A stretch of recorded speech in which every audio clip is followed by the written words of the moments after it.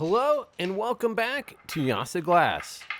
I'll be adjusting the chain slack on my motorcycle today. I installed some swing arm spools as anchors for this motorcycle stand. Since I can't reach the bike, I'll use the stand to stabilize it laterally from tipping before I push it down. I'm using the bottom of the chain as a reference and pushing it down and up to measure how much slack is available.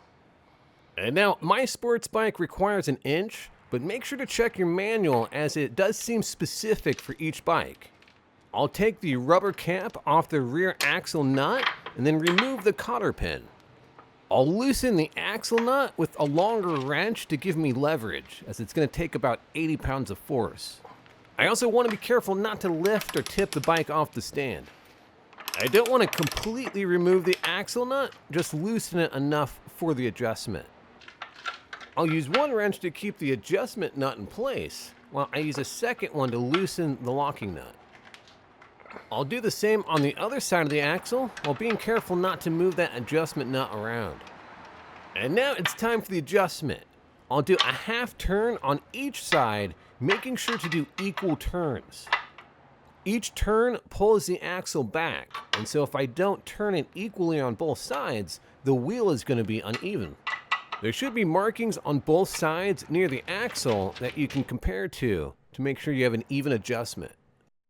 I'll check my chain slack after the adjustment to see if it's still too loose or if I over-tightened it. If it looks good, I'll tighten down my locking nuts and set my torque wrench to what the manual recommends. Too tight could cause different problems or even snap the bolt. Too loose, it's going to fall off. And so this one takes 80 pounds, but depending on the size of your bolt, it could be more or less. And if it does fall off, that's what the cotter pin is for. It fits through holes at the end of the bolt to keep the nut from rolling off. I'll double check my work, as you should always do.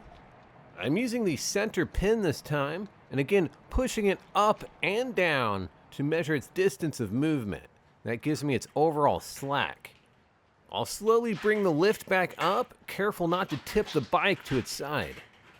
It's a 400-pound bike, so the swing arm is lifting 200 pounds. But it only takes a few pounds to balance if you can keep it upright and centered.